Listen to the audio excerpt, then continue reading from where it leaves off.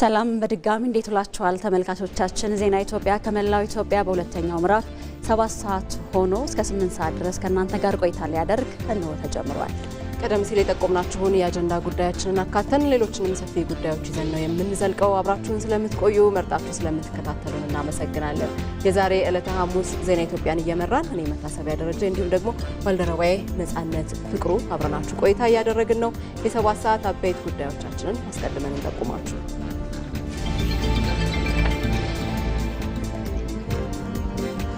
ኢትዮጵያ የዓለም ንግድ ድርጅት አባልነት ድርድሯን በቅርብ ለማጠናቀቅ እየሰራች ነው ሲሉ ምክትል ጠቅላይ ሚኒስትር ተመስገን ጥሩነህ ተናገሩ።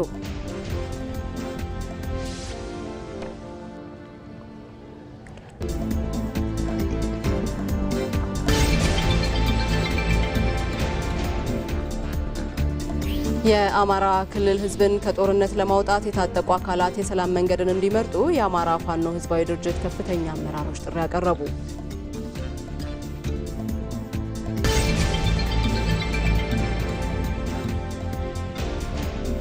የመደመር መንግስት እሳቤ የኢትዮጵያ ከተሞች ለአፍሪካ ምሳሌ ለመሆን እንዳስቻላቸው ተገለጸ።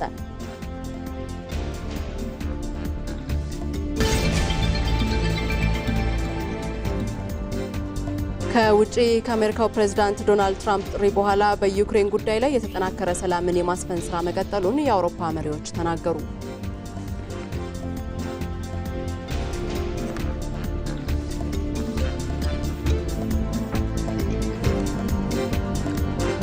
በስፖርት ዘገባችን ተመልካቾቻችን በአውሮፓ ሻምፒዮንስ ሊግ የስድስተኛ ዙር ጨዋታዎች ሪያል ማድሪድ ማንቸስተር ሲቲን 2-1 አሸንፏል የሚሉት የሰዓቱ አበይት ጉዳዮቻችን ናቸው። እነዚህ ጉዳዮች ይዘን ከእናንተ ጋር እንዘልቃለን። በተጨማሪም በተለያዩ ሁነቶች ላይ ባልደረቦቻችን ተሰማርተው ይገኛሉ። በቆይታችን ምን አዳዲስ ጉዳዮችን ይዘዋል ስንል ወደ እነሱም ደግሞ ጥያቄያችንን እናቀርባለን። በመረጥነው የአጀንዳ ጉዳያችንም ላይ ተጨማሪ ሀሳብ የሚያጋሩን እንግዳንም እንዲሁ ጋብዘንላችኋል። አሸናፊ እንዳለ በቀጥታ መስመራችን ላይ ነው የሚገኘው። ኢትዮጵያ የዓለም ንግድ ድርጅት የአባልነት ድርድሯን በቅርብ ለማጠናቀቅ እየሰራች ስለመሆኑ ምክትል ጠቅላይ ሚኒስትር ተመስገን ጥሩነህ የተናገሩበትን መድረክ ተከታትሏል። ይህንኑ በተመለከተ ተጨማሪ መረጃዎችን ያጋራናል። ሌላኛው ባልደረባችን ጌታቸው ባልቻም መግቢያችን ላይ የጠቆምናችሁ የአማራ ክልል ህዝብን ከጦርነት ለማውጣት የታጠቁ አካላት የሰላም መንገድን እንዲመርጡ የአማራ ፋኖ ህዝባዊ ድርጅት ከፍተኛ አመራሮች ጥሪ አቅርበዋል። ይህንኑ መግለጫ ተከታትሏል። ተጨማሪ መረጃዎችን ይሰጠናል። በተጨማሪም ባልደረባችን አባዲ ወይናይ በተለይም የጤናውን ዘርፍ ተደራሽነትና ተጠቃሚነት ለማሳደግ ከአጋር አካላት ጋር በትብብር መስራት እንደሚያስፈልግ ተገልጿል። ምን ተባለ የሚለውን መረጃ የሚያካፍለን ይሆናል። እንግዳም ጋብዘናል። በአጀንዳ ጉዳያችን ዛሬ የምንመለከተው የመደመር መንግስት እሳቤ ከከተሜነት ጋር ተያይዞ አዲስ ይዞት የመጣው ጉዳይ ምንድነው ስንል እንጠይቃለን። ለዚህ ደግሞ በምክትል ከንቲባ ማዕረግ የአዲስ አበባ ከተማ ስራ አስኪያጅ የሆኑትን ኢንጂነር ወንድሙ ሴታን እንግዳ አድርገን ከዜና ኢትዮጵያ ጋር ተጨማሪ ሀሳቦችን እያነሱልን ቆይታ እናደርጋለን። እናንተም ተመልካቾች በያላችሁበት ከኛ ጋር ቆዩ።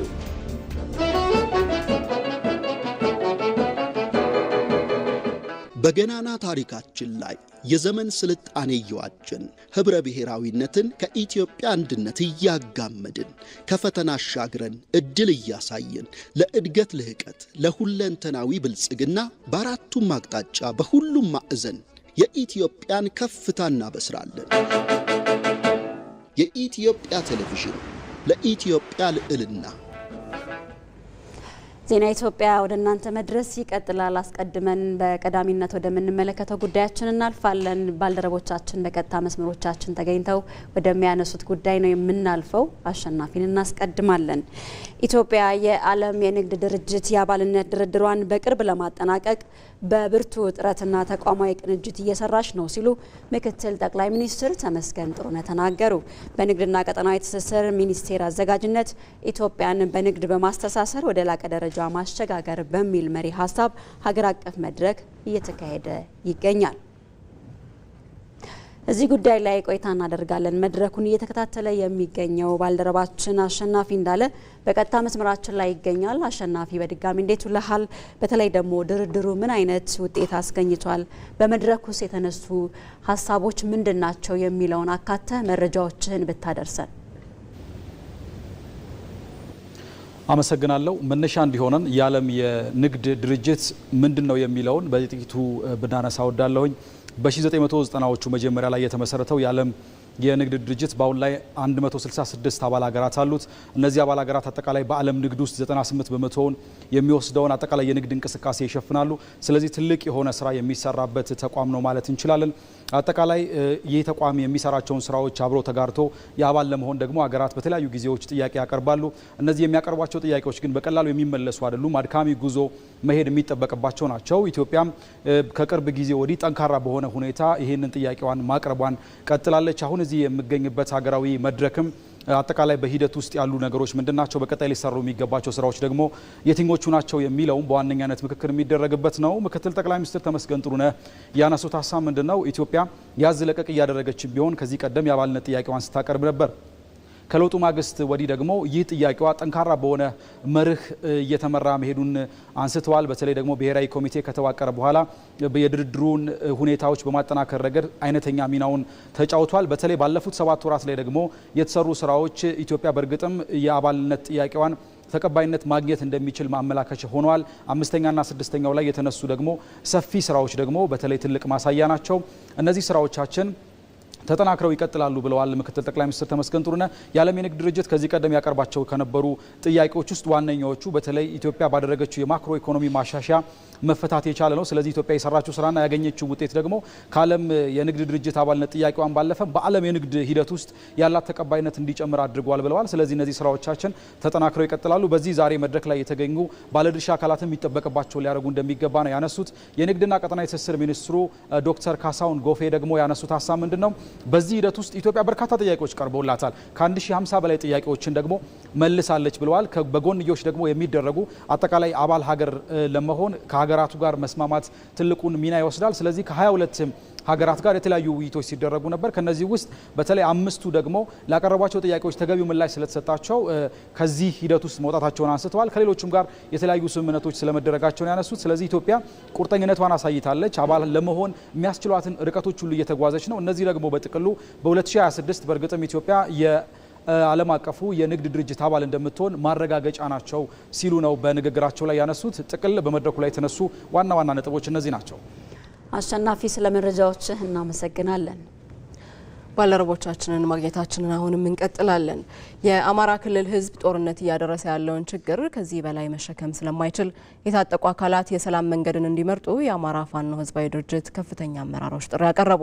በአማራ ብሔራዊ ክልላዊ መንግስትና በአማራ ፋኖ ሕዝባዊ ድርጅት መካከል የተፈረመውን የሰላም ስምምነት አስመልክቶ የአፋድ ከፍተኛ አመራሮች በዛሬው ዕለት መግለጫ ሰጥተዋል። ትግላችን የአማራ ሕዝብ ጠል በሆኑና ኢትዮጵያ እንድትፈርስ በሚፈልጉ የውጭና የሀገር ውስጥ ጠላቶች እጅ መውደቁ ድርጅቱ ወደ ሰላም ስምምነቱ እንዲመጣ ምክንያት ስለመሆኑም አመራሮቹ አንስተዋል። ይህንኑ መግለጫ የተከታተለው ባልደረባችን ጌታቸው ባልቻ ተጨማሪ መረጃዎችን ሊያጋራን በቀጥታ መስመራችን ላይ ተገኝቷል። ጌታቸው፣ እንዴት ውለሃል? ዛሬ በተሰጠው መግለጫ ላይ የተነሱ ዋና ዋና ሀሳቦች ምንድናቸው? በተለይ ደግሞ ክልሉን በቀጣይ ሰላማዊ ከማድረግ አንጻር ያሉ አቅጣጫዎችስ ምንድናቸው? አመሰግናለሁኝ መታሰቢያ። እንግዲህ እንደሚታወቀው ከቀናት በፊት በአማራ ብሔራዊ ክልላዊ መንግስትና በአማራ ፋኖ ህዝባዊ ድርጅት አፋሕድ መካከል የሰላም ስምምነት ተፈርሟል። ይህንንም የሰላም ስምምነት አስመልክቶ ነው እንግዲህ የድርጅቱ ከፍተኛ አመራሮች ዛሬ መግለጫ የሰጡት። መግለጫ ከሰጡትም መካከል እንግዲህ የተለያዩ በድርጅቱ ውስጥ ከፍተኛ ቦታ ላይ የሚገኙ አመራሮች ናቸው መግለጫውን የሰጡት። በመግለጫቸውም እንግዲህ እንዳነሱት የአማራ ፋኖ ህዝባዊ ድርጅት ባለፉት 3 ዓመታት የአማራ ህዝብን ጥያቄ አስመልሳለሁ ብሎ ወደ ጫካ መግባቱን አስታውሰዋል። በዚህም እንግዲህ ትጥቅ ትግል እንግዲህ የአማራ ክልል ህዝብን ጥያቄ ማስመለስ ሳይሆን ህዝቡ ለከፍተኛ ስቃይ እንዲዳረግ ነው ያደረግነው። ይህንንም ተመልክተን ነው የህዝቡ ስቃይ ማብቃት አለበት ብለን ወደ ሰላም ስምምነት የመጣ ነው የሚል ነገር ነው ያነሱት። ከዚህ በተጨማሪ እንግዲህ እንደ ግብጽ ያሉ የኢትዮጵያ ታሪካዊ ጠላቶች በህወሓትና በሻዕቢያ በኩል አስታጥቀው የአማራ ክልል እንዳይረጋጋ ሰላማዊ እንዳይሆን የተልእኮ ለዚህ ለአማራ ፋኖ ህዝባዊ ድርጅት ለመስጠት እንቅስቃሴ እያደረጉ በማየታችን ይህንንም በመገንዘብ ነው ወደ ሰላማዊ መንገድ የመጣ ነው ብለዋል። ከዚህ በተጨማሪም እንግዲህ ባለፉት 3 ዓመታትም የአማራ ፋኖ ህዝባዊ ድርጅት በትጥቅ ትግል ውስጥ የሚገኙ ታጣቂዎች እንግዲህ የሰራዊቱ ማለት ነው ወደ ሰላም እንምጣ፣ እስከመች ነው ጦርነት ውስጥ የምንቆየው የሚልም ጥያቄ ሲያነሱ ነበረ። ይህንንም ተመልክተን ወደ ሰላማዊ መንገድ መተናል፣ የሰላም ስምምነቱም በመፈረሙ ደስተኞች ነን አሁን ላይ የሚል ነገር ነው ያነሱት። ህዝቡም እንግዲህ የክልሉ ህዝብ ባለፉት 3 ዓመታት ከጤና ከትምህርትና ከተለያዩ ማህበራዊና ኢኮኖሚያዊ አገልግሎቶች ተናጥቦ ቆይቷል። ይህንንም በማየት ነው የህዝቡም ስቃይ ማብቃት አለበት ብለን የሰላምን መንገድ የመረጥ ነው ብለዋል። አሁንም በክልሉ ትጥቅ አንግበው የሚንቀሳቀሱ አካላት የኛን መንገድ ተከትለው ወደ ሰላም መምጣት አለባቸው የሚል ነገር ነው ያነሱት። በአሁኑ ወቅትም እንግዲህ በክልሉ በተለያዩ አካባቢዎች ታጥቀው የሚንቀሳቀሱ አካላት በተለያዩ መንገዶች ወደ ሰላም እየመጡ መሆኑ ይታወቃል። ይህንንም ነው የሚያስፈልገው ለክልሉ ህዝብ ዘላቂ ሰላምን ማምጣት አለብን። በሰላም ስምምነቱ መሰረት እንግዲህ የአማራ ክልል ህዝብ ጥያቄዎች እንዲመለሱ ከመንግስት ጋር ስምምነት ላይ ደርሰናል። ይህንንም ለማስፈጸም እንሰራለን። ከዚህ በተጨማሪ እንግዲህ የኢትዮጵያ ብሔራዊ ጥቅም እንዲጠበቅም ከመንግስት ጋር እንሰራለን የሚል ነገር ነው የአማራ ፋኖ ህዝባዊ ድርጅት ከፍተኛ አመራሮች በመግለጫቸው ያነሱት። ጌታቸው ስለ መረጃው እናመሰግናለን። መልካም ጊዜ። ዜና ኢትዮጵያ ወደ እናንተ እየደረሰ ይገኛል። ተመልካቾቻችን በዝርዝር ወደምንመለከታቸው ጉዳያችን እናልፋለን። ወደ ትጥቅ ትግል የገቡ ኃይሎች የመንግስትን የሰላም ጥሪ በመቀበል የክልሉን ህዝብ ከዘርፈ ብዙ ችግሮች ማውጣት እንደሚገባ በጎንደር ዙሪያ ወረዳና ደንቢያ አካባቢዎች ወደ ሰላም የተመለሱ ታጣቂዎች ገልጸዋል። አካሄዳችን ትክክል አለመሆኑን በመገንዘብ የመንግስትን የሰላም ጥሪ ተቀብለናል ያሉት ወደ ሰላም የተመለሱ ታጣቂዎች በክልሉ በጸጥታ ችግር ምክንያት ባለፉት ዓመታት የተስተጓጎሉ እንቅስቃሴዎች እንዲስተካከሉ የበኩላቸውን እንደሚወጡም ተናግረዋል። ሳሙኤል ወርቃየው በጉዳዩ ላይ ተጨማሪ ዘገባ አለው። ታጥቀው ለሚንቀሳቀሱ ኃይሎች በመንግስትና በህዝቡ መካከል በተደጋጋሚ እየቀረቡ የሚገኙ የሰላም ጥሪዎችን ተከትሎ በአማራ ክልል በርካታ ታጣቂዎች ወደ ሰላም እየተመለሱ ነው። በምስራቅ ደንቢያና በጎንደር ዙሪያ ወረዳ ታጥቀው ሲንቀሳቀሱ የነበሩ የታጠቁ ኃይሎችም የሰላም አማራጮችን ተቀብለው በሰላም ወደ ማህበረሰቡ ተቀላቅለዋል። ወደ ሰላም የተመለሱ ታጣቂዎችም የጀመርነው ትግል ህዝባችንን ያሰቃየ መሆኑን በመረዳታችን የሰላም አማራጭን ተቀብለናል ሲሉ ገልጸዋል። አስር አለቃ አስናቀሽ ነበር በነበርኩበት ቦታ የጎንደር 44 ክፍለ ጦር ዘመቻ መምሪያ ኃላፊ ነው የነበርኩት። ስንወጣ የወጣንበት አላማና አሁን ያለንበት በጣም የተሳሳተና ልክ ያልሆነ የመጀመሪያው አማራ በየትኛውም ቦታ ተፈናቀለ የሚል ነበር አወጣጡ። አሁን ግን መልሶ አማራን የማሰቃየት ስራ እንዲሰራ አንፈልግም። ያን ተከትሎ ነው እኔና በኔ ስር ያሉ ልጆችን ይዘን መንግስቱ ወደ ያቀረበልን የሰላም አማራጩን ተጠቅመን ወደዚህ መጣ ነው። ሻለቃ መምራት ተቆባላለሁ። በዱር በደገደልም ስንንገላታ ቆይተናል። ሲቀጥል እንግዲህ በኋላ ባለን አማራጭ ሲቀጥል የሰላማዊ ጥሪ ተቀብለን ስለመጣና ሙላችን ወደ ሰላማዊ ጥሪ ገብተን አንድ ኢትዮጵያን መስርተናል። በክልሉ ባለፉት ዓመታት በጸጥታ ችግሩ ምክንያት ማህበረሰቡ ለዘርፈ ብዙ ችግሮች ተዳርጓል። የሰላምን አማራጭ የተጠቀሙ እነዚህ ኃይሎችም በክልሉ የተስተጓጎሉ እንቅስቃሴዎች እንዲስተካከሉ የበኩላችንን እንወጣለን ብለዋል። ክልሉ በመማር ማስተማር ብቻ አይደለም በኢኮኖሚም በሰው ኃይልም እየደቀቀ እንደሆነ እርስ በራሳችንም እየተበላላን እንደሆነ ገብቶናል። ከዚህ ጋር ተያይዞ የመማር ማስተማሩ የኔ እህትና ልጄ ወንድሜ ነው እየደነቆረ ያለና መሆን የለበትም። ከዚህ በኋላ ትምህርት መቀጠል አለበት። የቀሩ ወንድሞቻችን አሉ። ተሸውደን ቆይተናል። ድጋሚ ላለመሸወድ ግን ይሄኛውን የሰላም አማራጭ እንዲከተሉ ፈልጋለሁ። ይግል እኛ ከዚህ በኋላ ትምህርቱንም እንዲ ወደፊት ያለው ንጹሃን ህዝባችን እንዲማርና ለህዝባችን ከዚህ በኋላ ልንቆም ነው። እስካሁን ባለው ሁኔታ ባልመሰለና ነው። ከዚህ በኋላ ግኛ ወደዚህ እንደምንሆን ነው።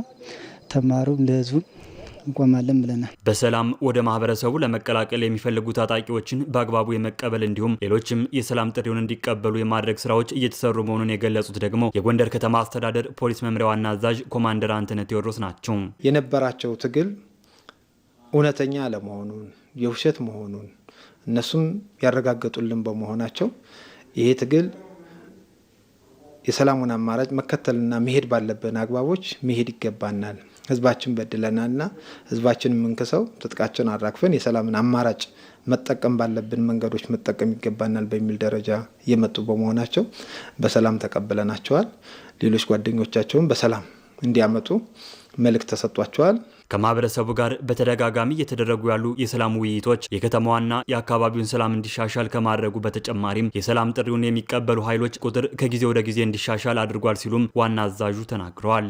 ከዚህ በፊት ከትናንትና በፊት ቀደም ብሎ በአዘዞ ክፍለ ከተማ ከነጦር መሳሪያው የሰላምን አማራጭ ተጠቅሞ የመጣ ኃይል አለ።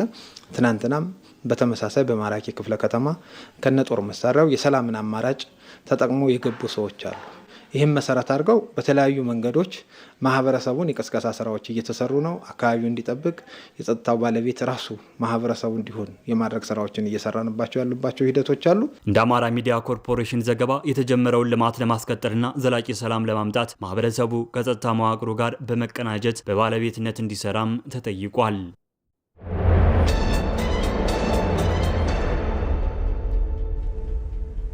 ከኢትዮጵያ ቴሌቪዥን ዜና ኢትዮጵያን እየተከታተላችሁ ትገኛላችሁ። አሁን ደግሞ ዛሬ ወደ ያዝነው የአጀንዳ ጉዳያችን ነው የምንሻገረው። የመደመር መንግስት እሳቤን ከከተሞች ማዘመን ጋር አያይዘን የተወሰኑ ሀሳቦችን እናነሳለን። የመደመር መንግስት እሳቤ ከተሞች ከኢትዮጵያ አልፎ ለአፍሪካ ተምሳሌት መሆን እንዳስቻላቸው ተገልጿል። የከተሞችን ችግር ለመፍታት ከፖሊሲ እይታ አንስቶ በእውቀት እንዲመሩና እንደ ጸጋዎቻቸው እንዲያድጉ የተወሰደ መፍትሄ ስለመሆኑም ይነሳል። ይህንን ጉዳይ መነሻ አድርጎ ባልደረባችን ሙሉ ግርማ የተከታዩን ዘገባ አሰናድቷል።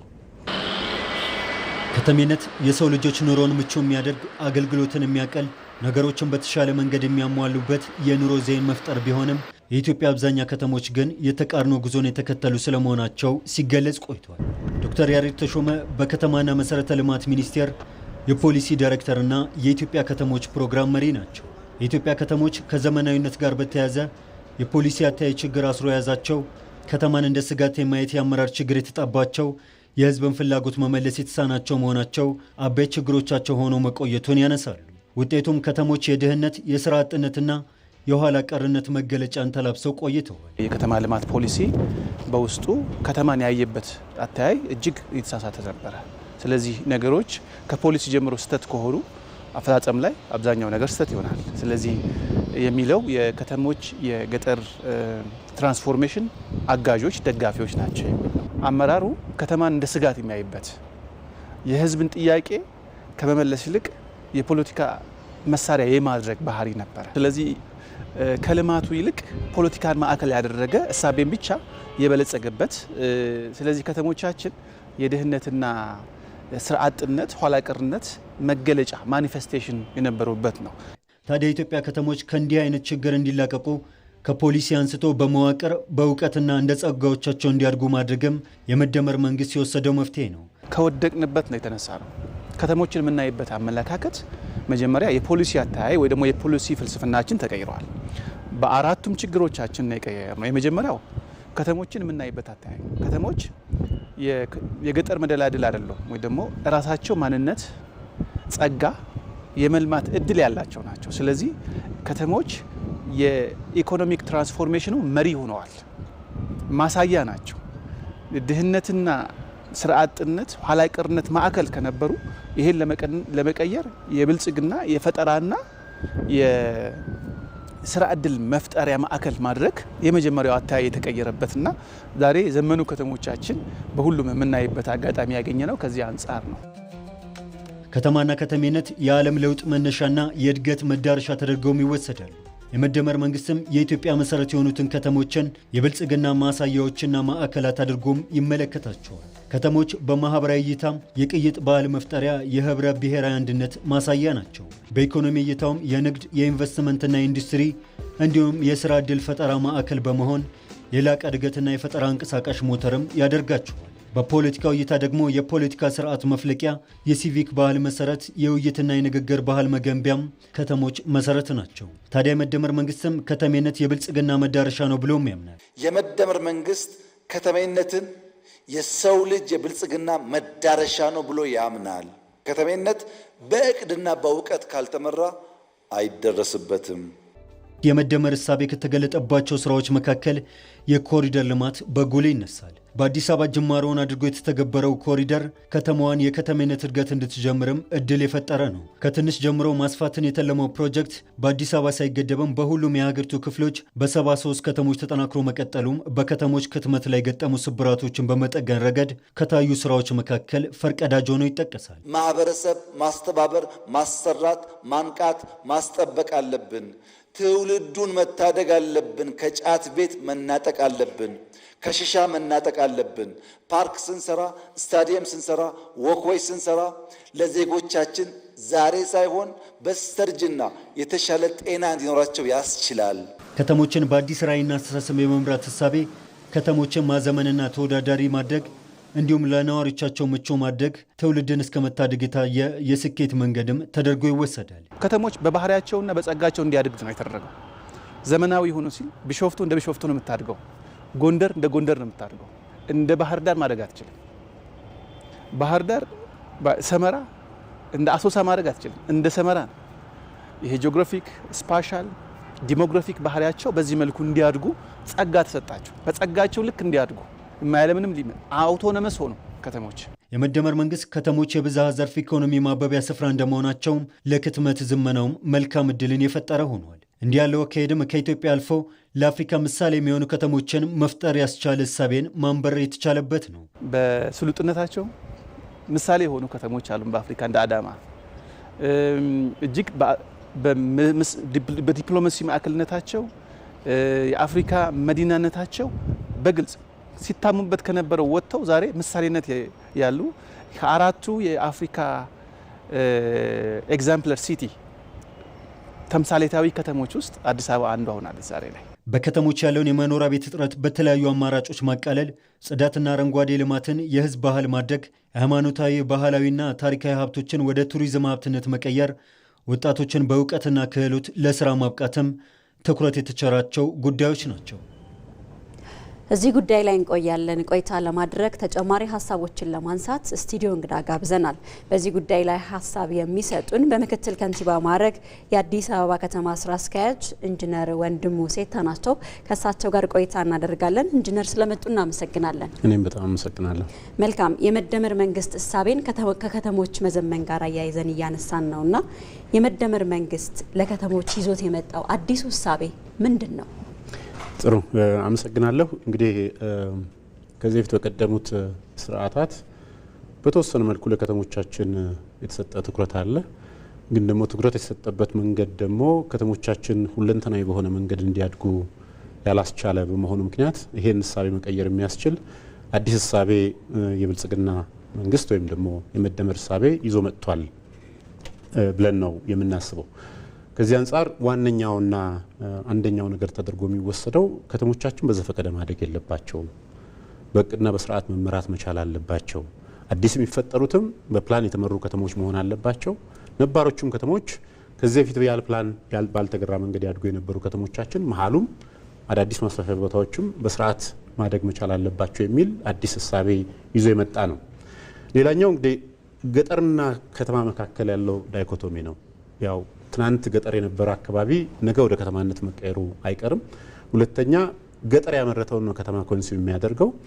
ገጠር ያለውም ሰው ደግሞ አገልግሎት ፈልጎ ከተማ የሚመጣ ከመሆኑ ጋር ታይዞ የከተማና የገጠር ሁለንተናዊ ትስስርና ቅንጅትን ማረጋገጥ ያስፈልጋል።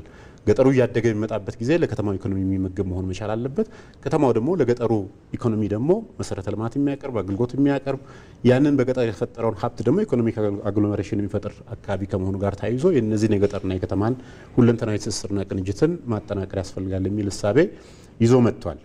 ሌላኛው እንግዲህ አንድ ከተማ የምንልበት ጊዜ በቀደሙት ስርዓታት በተለይም ለቤት ልማት ፕሮግራም በቂ ትኩረት ባለመሰጡት ምክንያት በአብዛኛውም እንግዲህ ከዚህኛው ከለውጡ በፊት የነበረውን ስርዓት እንኳን በምናይበት ጊዜ በአብዛኛው ቤት ልማት አቅርቦት ስራ የመንግስት ብቻ ተደርጎ የተወሰደበት ሁኔታ በመሆኑ ምክንያት በመንግስትም በፕራይቬትም በአግባቡ አድሬስ ያልተደረገ በመሆኑ ምክንያት በከተሞቻችን ሰፊ የሆነ ቤት አቅርቦት ችግር አለ። ለሁሉም ዜጎች ፍትሃዊ የሆነ የጋራ መኖሪያ ቤቶች አቅርቦት ሊኖር ይገባል የሚል እሳቤን የያዘ ነው። ሌላኛው እንግዲህ ከተሞች ሆሞጂኒየስ መሆን የለባቸው፣ ሜትሮጂኒየስ ነው መሆን ያለባቸው። የተለያዩ ማንነቶች፣ የተለያዩ ባህሎች፣ የተለያዩ አስተሳሰቦች የሚንሸራሸሩበት እውቀት፣ ካፒታል፣ ሀብት አግሎሜሬት የሚያደርግባቸው ሄትሮጂኒየስ አካባቢ መሆን መቻል አለባቸው በሚል ከተሞች ሁሉም ዜጎች ጋራ መኖሪያ ከተማ ማድረግ መቻል አለብን የሚል እሳቤ ይዞ የመጣ ነው። ያኛው እንግዲህ ቀድሞ በነበሩት ሁኔታዎች ከተሞቻችን እንዴት ነበር የሚያድጉት የሚለውን በምናይበት ጊዜ ወደ ጎን የሚያድጉ ከተሞች ናቸው። መሀሉ ባዶ ሆኖ የደቀቀ ሆኖ ቤዚክ መሰረተ ልማት የሌለው ሆኖ ከተሞች ወደ ጎን የሚስፋፉበትና በዙሪያ ያለውን አርሶ አደር የሚያፈናቅሉበት ከዛም ባለፈ ደግሞ እነዚህ የማስፋፊያ አካባቢ የሚባሉት ደግሞ በህገወጥ መሬት ወረራ የተከበቡበት አይነት ሁኔታ መሆኑ ምክንያት መሀሉንም የማልማት ከእንደገና ደግሞ ዳርን በምንወጣበት ጊዜ ያልተገራ አሰፋፈር መኖሩ ምክንያት ይህንን ለማስተካከል ብዙ ፈተና የነበረበት ሁኔታ መቀየር የሚያስችል ኮምፓክት ሲቲስ ነው መፍጠር ያለብን፣ የተሰባሰበ የአኗኗር ዘይቤ ያለበት ከተማ ነው ማድረግ መቻል ያለብን የሚል እሳቤ መጥቷል። ሌላኛው እንግዲህ አዲስ እሳቤ ተደርጎ ኦፍ ኮርስ ሌሎች ዓለማት ፕራክቲስ አድርገውት ያለፉት ስማርት ሲቲ መፍጠር መቻል አለብን። ይህን ስማርት ሲቲ የሚባለውን አስተሳሰብ እንትን ለማድረግ መሰረት መጣል መቻል አለብን። ኦፍ ኮርስ ስማርት ሲቲ በአንድ ጊዜ የሚገነባ አይደለም፣ ግን ለዛ ቤዚክስ የሚሆነውን ነገር መፍጠር መቻል አለብን ነው። ከዚህ አንጻር አንደኛውና ዋነኛው ተደርጎ የሚወሰደው ስማርት ጋቨርነንስ ዘመናዊ መንግስት አስተዳደር መገለጫ መሆን መቻል አለባቸው ከተሞቻችን። ከዛም ባለፈ እነዚህ ከተሞቻችን ለአየር ንብረት ለውጥ ተጋላጭ መሆን የለባቸውም። ኢንቫይሮንሜንታል ሬዚሊየንት መሆን መቻል አለባቸው። ለዚህ የሚሆን ስማርት ኢንቫይሮንሜንት መገንባት ያስፈልጋል የሚል ነው። ሌላኛው ስማርት ሞቢሊቲ ነው። የሰዎችም የንግድም እንቅስቃሴ የተሽከርካሪዎችም እንቅስቃሴ የተሳለጠ መሆን መቻል አለባቸው። የመጣውን የኢኮኖሚ እንቅስቃሴ መሸከም የሚችሉ ስሉጥ ከተሞች መሆን መቻል አለባቸው የሚል እሳቤ ተይዞ ነው እየተሰራ ያለው። ከዛም ባለፈ እንግዲህ የከተማው እድገት አጠቃላይ የሀገሪቱን ኢኮኖሚ እድገት ማሳያ ተደርጎ ነው የሚወሰደው። በከተሞቻችን የምንገነባው ኢኮኖሚ ስማርት ኢኮኖሚ መሆን መቻል አለበት። ጥራት ያለው ኢኮኖሚ መሆን መቻል አለበት። የከተማችን እድገትና የሀገራችን ኢኮኖሚ እድገት ይጣጣም እንዲሆን የማድረግ ስራ መስራት መቻል ይኖርብናል የሚል ነው። ሌላኛው እንግዲህ ዋነኛ ሀሳብ ተደርጎ የሚወሰደው ይሄን ደግሞ ከተሜነትን የሚመጥን የከተሜነት ባህል ማሳደግ መቻል አለብን። ስማርት ፒፕል መፍጠር መቻል አለብን። ከተማ ስንል ስልጡን ማህበረሰብ የሚገኝበት ቦታ ነው። ከተሜነት የሚፈልገውን ባህሪ ያዳበሩ ነዋሪዎችን መፍጠር መቻል አለብን በሚል ነው እየተሄደ ያለው። እንግዲህ ከዚህኛው ሌላ ቅድም እንዳነሳሁት አንዱ የኤንቫይሮንሜንት ጉዳይ ነው። እንግዲህ አዲስ አበባን እንኳን እንደ ኤግዛምፕል ብንወስድ በአብዛኛው ለጎርፍ ተጋላጭ የሆንበት፣ ለብክለት ተጋላጭ የሆንበት፣ ወንዞቻችን ወንዝ ተፋሰስ አካባቢዎች ተፈጥሯዊ ማንነታቸውን አጥተው የተቀየሩበትና ናቹራሊ ሲወር ኔትወርክ የሆኑበት አይነት ሁኔታ ነበር የነበረው። ከዛም ባለፈ ከተሞቻችን በቂ አረንጓዴ ሽፋን ግሪን ስፔስ የህዝብ መዝናኛ ቦታዎች የሌላቸው መሆናቸው ምክንያት የታፈኑ የታጨቁ ከተሞች ነበሩ። ያን ሪላክስ የሚያደርግ የከተሜነት ሁኔታ መፍጠር መቻል አለብን የሚል ነው። እንግዲህ ከተማ በብዛት ሰዎች ሰብስበው የሚኖሩበት ኢኮኖሚክ አግሎሜሬሽን የሚፈጠርበት አካባቢ ከመሆኑ ጋር ተያይዞ ይህንን የሚመግብ መሰረተ ልማት መኖር መቻል አለበት። የተቀናጀ ጥራት ያለው መሰረተ ልማት መገንባት መቻል አለብን በሚል እየተሰራ ያለ ስራ አለ እና ይህን እሳቤ ነው ይዞ የመጣው።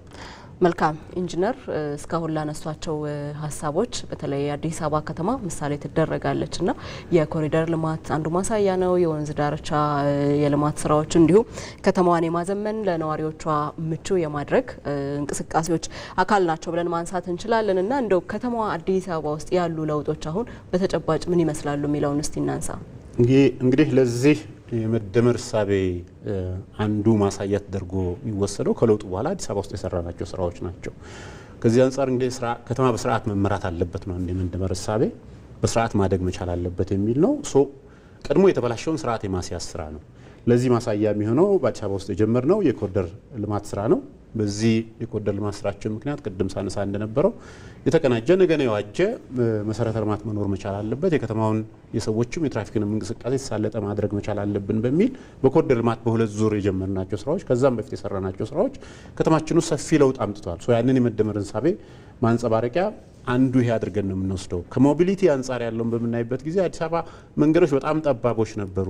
የሰራናቸው ሰፋፊ መንገዶችም የተወሰኑትን ሌኖች በአብዛኛው ለተሽከርካሪ መቆሚያ የተወሰዱ ነበሩ። የባስ ማቆሚያና መጫኛ ማውረጃ ቦታዎች ያልነበሩ፣ የታክሲ መጫኛና ማውረጃ ያልነበረበት፣ የመኪና የትራንስፖርት ተርሚናሎች ያልነበሩበት፣ በአጠቃላይ የትራንስፖርትና የሰዎችን እንቅስቃሴ የሚያሳልጥ ሁኔታ ያልነበረበት ሁኔታ የተቀየረበት ነው። ከምንም ነገር በላይ ደግሞ አዲስ አበባ የታጨቀ ከተማ ነበር። ሜጀር ጀንክሽንስ የሚባሉት ትላልቅ የህዝብ መሰብሰቢያ ፕላዛዎች የሌሉበት፣ የአረንጓዴ ሽፋኑ በጣም ዝቅተኛ የሆነበት፣ ከዛም ባለፈ ከተማው ራሱ ጥራት የሌለው ራሱ ያከታተም ሁኔታው፣ የህንፃዎቹ አሰራር፣ የህንፃዎቹ ቀለም፣ በአካባቢያቸው ያለው መሰረተ ልማት እዛ አካባቢ ያለውን እድገትና ኢኮኖሚ እንቅስቃሴ ኮምፕሊመንት የሚያደርጉ ከለሙናቸው ጋር ተያይዞ እሱን ለማሻል የሰራ ነው ስራ አዲስ አበባ ውስጥ በጣም ከፍተኛ ለውጥ አምጥቷል።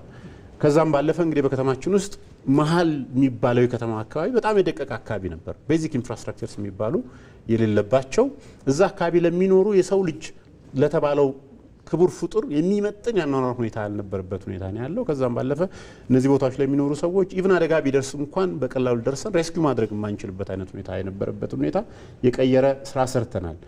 ከዚህም ባሻገር እንግዲህ ከተሞቻችን ኢንቫይሮንመንታል ሬዚሊየንት መሆን መቻል አለባቸው የምንልበት ጊዜ አንዱ ወንዝና የወንዝ ዳርቻ ተፋሰስ ስራዎቻችንን አጠናክረን መስራት ነው። ከዚህ አንጻር እንግዲህ ባለፉት 2 ዓመታት በሰራነው ስራ ከ47 ኪሎ ሜትር በላይ የወንዝ ዳርቻ ልማት ማልማት ችለናል። በዚህ ምክንያት ወንዞቻችን ተፈጥሯዊ ማንነታቸውን አጥተው የፍሳሽ መውረጃ የነበሩትን ወንዞቻችን ሁኔታ መቀየር ችለናል። እነዚህ ቦታዎች የደህንነት ጥግ የሚታይባቸው ቦታዎች ክረምት በመጣ ቁጥር በዚህ አካባቢ የሚኖሩ ሰዎች ደግሞ ለአደጋ ስጋት ተጋላጭ ሆነው እቺ ክረምት እንዴት ባለፈን ከሚሉበት ሁኔታ አውጥተን ደግሞ እነዚህም ቦታዎች ትልልቅ ፓርኮች ያደረግንበት የህዝብ መዝናኛ ቦታዎች ያደረግንበት የወንዞችን ተፈጥሯዊ ማንነት የመለስንበት በዚህ አካባቢ ያለውን የአደጋ ተጋላጭነትም ሁኔታ የቀየርንበት አይነት ሁኔታ ነው ያለው። እሱም ብቻ አይደለም። በዚህ በኮሪደር ልማት ወይም ደግሞ ከለውጡ በኋላ በሰራናቸው ስራዎች የከተማውን የአረንጓዴ ሽፋን በከፍተኛ ሁኔታ ማሳደግ የቻልንበትና የከተማችንን ገጽታ በከፍተኛ ሁኔታ የቀየርንበት ነው። ከዚህም ባሻገር እንግዲህ ከተሞቻችን በሚያድጉበት ጊዜ አካታች ልማት ሊኖራቸው ይገባል። ሀብታም ድሃ ሳይሉ ሁሉንም በኩል ሰርቭ የሚያደርጉ ለሁሉም እኩል አገልግሎት የሚሰጡ ከተሞች መሆን መቻል አለባቸው የሚል ነው። እንግዲህ ከዚህ በፊት በነበሩ ስርዓታት ከተሞቻችን የድህነት መገለጫ ነው የነበሩት። ይህን የድህነት መገለጫ የሆነው ሁኔታ መቀየር መቻል አለብን በሚል የሰራናቸው ተኮር ልማት ስራዎቻችን ናቸው። ከዚህ አንጻር አንደኛው የቤት አቅርቦት ስራ ነው። እንግዲህ ቀድሞ ከለውጡ በፊት በነበረው ስርዓት ከ300 ሺህ ያልበለጠ ቤት ነበረ በነዛ ሁሉ አመታት መገንባት የተቻለው። ከለውጥ በኋላ ግን በነበረው ሂደት ኢቭን በመንግስትና በተለያዩ ኢንተርቬንሽኖች ካለማነ ውጪ በህብረተሰብ ተሳትፎና በጎ ፈቃደኞች ብቻ ከ40 ሺህ በላይ ቤቶችን መገንባት ችለናል። እነዚህም ቤቶች ደግሞ ለማን ያስተላለፍ ነው በምንልበት ጊዜ በዝቅተኛ ገቢ የሚኖሩ በአስቸጋሪ ሁኔታ ውስጥ የሚኖሩ የከተማችንን ዜጎች ተጠቃሚ ያደረገ ቤት ልማት አቅርቦት ስራ ነው የሰራ ነው። ከዛም ባለፈ ደግሞ መንግስት ኢንተርቬንሽንም በፐብሊክ ፕራይቬት ፓርትነርሺፕም በተለያዩ ኢንተርቬንሽኖች የቤት አቅርቦትን ማሻሻል በመቻላችን ምክንያት ከተማችን ውስጥ የነበረውን የቤት አቅርቦት ችግር በከፍተኛ ሁኔታ እየፈታን ያለ ነው። ከዛም ባለፈ እንግዲህ የነበሩት ትላልቅ የመሰረተ ልማት አቅርቦት ችግሮችንም የፈታንበት በመሆኑ አንዱ የመደመር እሳቤ መገለጫ አድርገን አዲስ አበባ ልንወስድ እንችላለን። ይሄ እሳቤ ደግሞ አዲስ አበባ ላይ የተጀመረው ስራ ሌሎችም የክልል ከተሞች ጭምር እንዲስፋፋ ማድረግ የቻለ ሌሎችም የአፍሪካ ከተሞች ደግሞ ተምሳሌት መሆን የቻለ ስራ የሰራንበት ነው። መልካም። በምክትል ከንቲባ ማዕረግ የአዲስ አበባ ከተማ ስራ አስኪያጅ ኢንጂነር ወንድሙ ሴታ ላነሳናቸው ጥያቄዎች እዚህ ስቱዲዮ ድረስ መጥተው ለሰጡን ምላሽና ማብራሪያ ከልብ እናመሰግናለን። መልካም ቀን ይሁንልዎት። እኔም በጣም አመሰግናለሁ።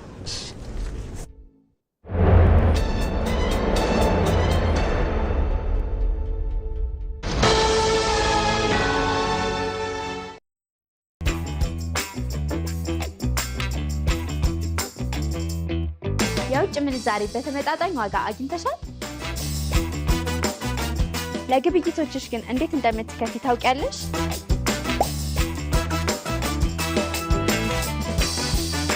ለካፌ አገልግሎትስ? የዕለታዊ ወጪዎችሽን ክፍያ? የምታርፊበት ቦታስ እንዴት እንደምታስይዢ አስበሽበታል? ጥሬ ገንዘብ ይዞ መንቀሳቀስስ ለደህንነትሽ አላሰጋሽም? አታስቢ፣ ለዚህ የሲቢኢ ማስተር ካርድ አለልሽ። ሽልማትስ እንዳለው ነግሬሻለሁ። በሲቢኢ ዓለም አቀፍ ማስተር ካርድ ደንበኞች ዓለም አቀፍ ግብይቶችን በቀላሉ እንዲፈጽሙ የቅድመ ክፍያ አገልግሎትን አዘጋጅቷል። አገልግሎቱንም በክፍያ መፈጸሚያ ካርድ እንዲሁም በቨርቹዋል አማራጮች ከመቅረቡም በላይ የማስተር ካርድ ቅድመ ክፍያ በፈጸሙ በ2 ሳምንታት ውስጥ ሂሳብ ለሚያንቀሳቅሱ እድለኛ ደንበኞች አጓጊ ሽልማቶችን አዘጋጅቷል። በዘመናዊ ማስተር ካርድ ያሸውትን ይገበያሉ፣ ይደሰቱ። የኢትዮጵያ ንግድ ባንክ ሁሌም የሚተማመኑበት ባንክ። ከኢትዮጵያ ቴሌቪዥን ዜና ኢትዮጵያን በቀጥታ ስርጭት እየተከታተላችሁ ትገኛላችሁ። ከአጀንዳ ውጭ ደግሞ ወደ ያዝናቸው ዘገባዎቻችን እናልፋለን። በኢትዮጵያ የአምራች ኢንዱስትሪው ዘርፍ መነቃቃት ለበርካቶች የስራ ዕድል ከመፍጠር ባለፈ ምርቶችን በመተካት የውጭ ምንዛሪን አስገኝቷል። ለኢንዱስትሪው ዘርፍ የተሰጠው ትኩረት የውጭ ምርትን በመተካትና በዘርፉ ያለውን የማምረት አቅም በማጎልበት የሀገሪቱን ኢኮኖሚ እያገዘ እንደሆነ አምራቾች ይናገራሉ። መሐመድ አልቃድር። ኢትዮጵያ ለዓመታት በገበያው ላይ የሚታየው ነገር ሁሉ የውጭ አሻራ ነበረበት። በቤት ውስጥ ከምንጠቀማቸው ቀላል የፍጆታ እቃዎች እስከ ትልልቅ የስራ ማሽኖች ድረስ የገበያ መደርደሪያዎች ላይ በውጭ ምርቶች ተሞልተው ሁሉም ነገር ከሩቅ ከባህር ማዶ ይመጣ ነበር። ይህ ታዲያ የአምራች ኢንዱስትሪዎች በጥገኝነት ለመቆየትና የሀገርን እድልና ፍላጎት በሌላው ቁጥጥር ስር እንዲወድቅም አድርጎታል። ይህ ደግሞ የሉዓላዊነት ክብርን የነጠቀ ነበር። ባለፉት 3 ዓመታት የቤት ዕቃዎችን በማምረት በአምራች ኢንዱስትሪው ላይ ቆይታን አድርጓል። ቡም ማኑፋክቸሪንግ በእነዚህ ዓመታት ውስጥ በሀገር ውስጥ ምርቶችን በማምረት ያደገ የስራ እንቅስቃሴ ስለማድረጋቸው የድርጅቱ ስራ አስኪያጅ ያነሳሉ። ወደዚህ ስራ ስንገባ እንግዲህ ከዚህ ቀደም ያው እዚህ ስራ ውስጥ ነበር ነው እና ለተለያየ ጉዳዮች ወደ ውጭ ወደ ምንም ስንሄድ ለምን በሀገር ውስጥ ይህንን ምርት ማምረት አንችልም የሚል ሀሳብ መጣ ወደ ውስጣችን። ከዛ በኋላ ነው እንግዲህ ወደ መሬት የማውረዱ ስራ ይሰራ ነው። አሁን ባለን አቅም ወደ በቀን እስከ 350 የተለያየ አይነት ሳይዝ ያላቸው የቤት ውስጥ ማቀዝቀዣዎች ማምረት ላይ እንገኛለን። ቬርትቤት ሜታ የዲኤልኤም ቴክስታይል ባለቤት ነው። በህንዳዊው አያቱ የተመሰረተው ይህ ድርጅት ከትውልድ ወደ ትውልድ ተላልፎ ባለፉት 40 ዓመታት በኢትዮጵያ አልባሳትን በማምረት የሀገር ውስጥ ገበያው ላይ ተደራሽ ሆኖ ቆይቷል። ይኸው ድርጅት ምርቶችን ከማምረት ባሻገር የስራ ዕድል በመፍጠርም ያለውን ድርሻ የድርጅቱ ባለቤት እንዲህ ይገልጻሉ። ቤዚክሊ የኛ ማምረት አቅም እስከ 4500 ጋርሜንት በየቀኑ ማምረት እንችላለን እና ሌሎችም እቃዎች ማለት እንደ ጨርቅ፣ ቀበቶ፣ ጫማ ክር፣ ኢላስቲክ እነዚህ እንደ ኢምፖርት ሰብስቲቱሽን ብለን ነው የምናስበው ለሀገራችን እና ወደፊትም ኤክስፓንሽን ያሰበን ስላለ አሁን ከረንትሊ እስከ 400 ሰራተኞች አለን። ገቨርንመንትም ሄልፕ አድርጎናል። ዋናው ለኛ የኛ ቪዥን እና የኛ ሚሽናችን ኢዝ ኢምፖርት ሰብስቲቱሽን ነው። ዋናው ለሀገራችን እኛ የምናስበው ኢምፖርት ሰብስቲቱሽን ነው የምናደርገው። ኢምፖርት ሰብስቲቱሽን ለፎሬን ኤክስቼንጅ በጣም ነው የሚያግዘው እኔ ማስበው ማለት ነው እና አገሩ በጣም ነው በዚህ ያተረፈው እኔ ማምነው። በኢትዮጵያ ለአምራች ኢንዱስትሪዎች ምቹ እገዛ እየተደረገ መሆኑን የሚያነሱት አምራቾቹ ጥራት ያላቸው ምርቶች በሀገር ውስጥ እየቀረቡ ስለመሆናቸውም ይናገራሉ። ኢትዮጵያ ከኛ ጋር ብዙ አመት እኛ ኖረናል ከኢትዮጵያ ጋር እና በጣም እንደ አዲስ ማለት እንደ አዲስ ሁኔታ ነው ያየነው አሁን ያለው ነው። ያው ምቹ ሁኔታዎች አሉ። አሁን ለሀገሪቱ ለኛም ለመጥቀም ዝግጁ ነን። እኛ እያንዳንዱ እናመርታቸው ማቀዝቀዣዎች እዚህ ቦታ ላይ ቴስት ተደርገው ኮምፒውተራይዝድ በሆነ ሲስተም ሁሉ ነገር ታይቶ ነው ወደ ፋይናል ፕሮዳክቱ ነው የሚወጣውና ከዚያ አኳያ ከውጪ ከሚገባው በጥራት በምንም የማይተናነስ እንደውም እኛ ራንደምሊ ያለቀውን የሚመጣውንም እዚሁ ቴስቲንግ ዩኒት ላይ ከኛ ፕሮዳክቶች ጋር ቴስት ያደረግንበት ሁኔታ ነበርና እዛ ላይ ምንድነው በግልጽ ያየነው እዚህ ያለው ፐርፎርማንስ እንደውም የተሻለ ቢኮዝ ምንድነው እኛ አምራች ሪስፖንሲብል እዚሁ አድራሻለን እንሰራለን። ለምንሰራው ላይ አንዳንዱ ነገር ተጠያቂ እንደሆነ ስለምናምን በአግባቡ ጥራቱን በጠበቀ ደረጃውን በጠበቀ መልኩ ነው የምንሰራውና ይሄም ያው ኳሊቲ ፕሮዳክት ለህብረተሰባችን እንድናቀርብ ያው ያግዘናል ማለት ነውና መንግስት ለኢንዱስትሪው ዘርፍ ትኩረቱን በማድረግ በአምራች ኢንዱስትሪው ላይ ለሀገራዊ ክብር ራስን ለመቻልና ከማንም ላለመደገፍ መሰረት የሚጥሉ ስራዎችን እየሰራ ስለመሆኑ ጠቅላይ ሚኒስትር አብይ አህመድ በአንድ ወቅት ገልጸው ነበር። ተሰርተው ስራ ያቆሙ ፋብሪካዎች ባለፉት 3 ዓመታት የኢትዮጵያ ታምርት ንቅናቄ ውስጥ መልሰው ስራ እንዲጀምሩ የተበተኑ ሰራተኞች እንዲሰባሰቡ እና ምርታማነት እንዲያድግ ከፍተኛ ድርሻ እንዲወጡ ሆኗል። በሀገር ውስጥ ያሉ ኢንዱስትሪዎች በኢትዮጵያ ያላቸው የገበያ ድርሻ ከ3 ዓመት በፊት 30% ገደማ የነበረው አሁን 41% ደርሷል። ምን ማለት ነው? ከውጭ ከምናስገባቸው ልዩ ልዩ ምርቶች ውስጥ 41%ቱ በሀገር ውስጥ ማምረት ተችሏል ማለት ነው። በሀገር ውስጥ ምርታማነት እያደገ በመምጣቱ $3 ቢሊዮን ገደማ ወጪ ለማስቀረት ተችሏል። ኢትዮጵያ ለዓመታት በገበያው ላይ የሚታየውን የውጭ ምርቶችን በሀገር ውስጥ ለመተካት የአምራች ኢንዱስትሪዎችን በመደገፍ ከጥገኝነት ለመላቀቅ እየተሰራ ይገኛል። በመደመር መንግስት እሳቤ ኢንዱስትሪ የፋብሪካዎች መበራከት ብቻ ሳይሆን የሀገር ሉዓላዊነት መገለጫ ሆኗል። ኢትዮጵያም ጥሬ ሀብቷን ለውጭ ገበያ አሳልፋ ከመስጠት እሴት በመጨመርና የራሷን የቴክኖሎጂ አቅም በመገንባት ራስን የመቻል ስትራቴጂ እየተከተለች ትገኛለች። የኢንዱስትሪ ጎዳናው በመደመር መንግስት እሳቤ በምን መንገድ ተቃኘ የሚለውን እንመለከታለን። ባልደረባችን ወይንሸት ደጀኔ ያሰናዳችው ዘገባ አለ፣ እሱን እንከታተላለን። የኢትዮጵያ የኢንዱስትሪ ጉዞ ከዓለም አቀፍ ተሞክሮች በመማር ነገር ግን የሀገሪቱን ነባራዊ ዕድና ብሔራዊ ጥቅምን ማዕከል ባደረገ መልኩ በመደመር እሳቤ የተቃኘ ነው። የኢንዱስትሪ ልማት ከገቢ ምንጭነት ባለፈ የሀገርን ክብር የማስጠበቅና በራስ የመቆም ሉዓላዊ መብትን የማረጋገጫ ዋነኛው መሳሪያ ተደርጎ ተወስዷል። እንደ መደመር መንግስት እሳቤ ኢንዱስትሪያዊነት የፋብሪካዎች መበራከት ብቻ ሳይሆን የሀገር ሉዓላዊነት መገለጫ ነው። ጀርመን፣ ቻይናና ደቡብ ኮሪያ የራሳቸውን መንገድ ተከትለው ዛሬ ላይ ስኬትን ተቀዳጅተዋል። ኢትዮጵያም ጥሬ ሀብቷን ለውጭ ገበያ አሳልፋ ከመስጠት ወጥታ እሴት በመጨመርና የራሷን ቴክኖሎጂ አቅምን በመገንባት ራስን የመቻል ስትራቴጂ ትከተላለች። በኢትዮጵያ ታምርት ንቅናቄ ከዚህ ቀደም በከፍተኛ የውጭ ምንዛሪ ከውጭ ይገቡ የነበሩ እንደ ምግብ፣ ዘይት፣ ስንዴ፣ አልባሳትና የግንባታ ግብዓቶችን አሁን ላይ በሀገር ውስጥ አምራቾች እንዲመረቱ በማድረግ በራስ የመቆም አቅምን እያሳደገ ነው። ይህ ደግሞ በውጭ ኃይሎች ላይ ያለብንን የኢኮኖሚ ጥገኝነት በመቀነስ ለሉዓላዊነት ጉልህ አስተዋጽኦም አለው። የመደመር ፍልስፍና የኢንዱስትሪ መዘወሩ በእውቀትና በክህሎት የበለጸገ የሰው ኃይል መሆኑን ያምናል። የሀገሪቱ ወጣት ኃይል የዘመኑን ቴክኖሎጂ ታጥቆ ምርታማ እንዲሆን ማድረግ ደግሞ የአምራች ዘርፉ ዋነኛ ግብ ነው። ይህን ሂደት እስቲ እንመልከተው። የኢንዱስትሪ ፓርኮችና የሰው ኃይል ልማትን ስናይ ወጣቱን ኃይል በክህሎት ማብቃትና የቴክኖሎጂ ገብነት ማረጋገጥ ለሚለው ትልቅ ማሳያ ነው።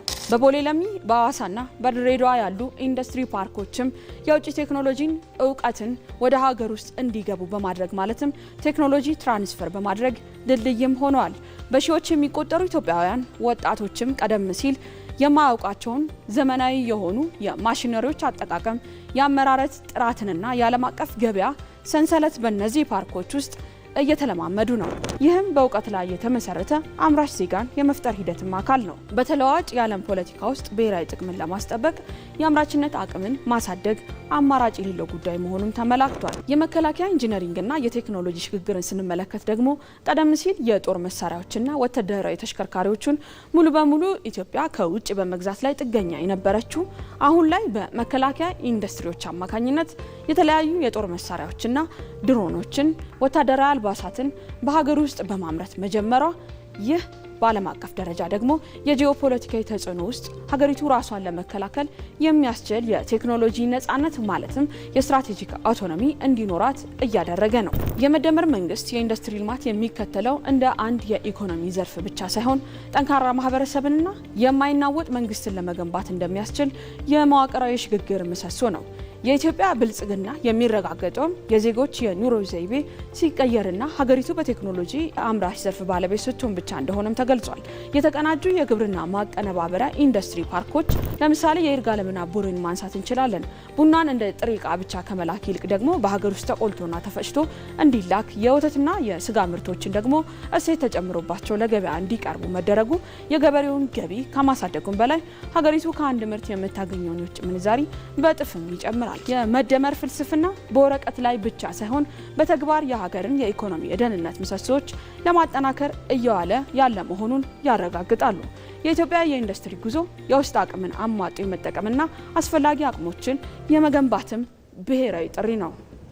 ዘገባዎቻችን እንደቀጠሉ ናቸው። በቀጥታ መስመር ላይ የሚገኙ ባልደረቦቻችንን የምንጠይቅባቸውን ዘገባዎች ደግሞ እናስከትል። የጤና ዘርፉ ተደራሽነትና ተጠቃሚነትን ለማሳደግ ከአጋር አካላት ጋር በትብብር እንደሚሰራ የጤና ሚኒስትሯ ዶክተር መቅደስ ዳባ ተናገሩ። ከጤና ሚኒስቴር ጋር በትብብር የሚሰሩ አካላት የጥምር የምክክር ፎረም አዲስ አበባ ከተማም እየተካሄደ ይገኛል። በእናቶች ህጻናትና የስነ ተዋልዶና አፍላ ወጣቶች ጤና አጋርነት የማስጀመሪያ መድረክም እንዲሁ በዛሬው ዕለት ተካሂዷል። ይህንኑ ጉዳይ የተከታተለ የሚገኘው ባልደረባችን አባዲ ወይናይ ደግሞ ተጨማሪ መረጃዎችን ሊያጋራን በቀጥታ መስመራችን ላይ ተገኝቷል። አባዲ እንዴት ውለሃል? አንተ እየተከታተልክ ባለው በዚሁ ሁነት ላይ በተለይ በፎረሙ የጤናውን ዘርፍ ለማጠናከር የልማት አጋር ተቋማት ሚና ምን መሆን አለበት በሚለው ላይ የተነሱ ሀሳቦችን እስቲ ያጋራን።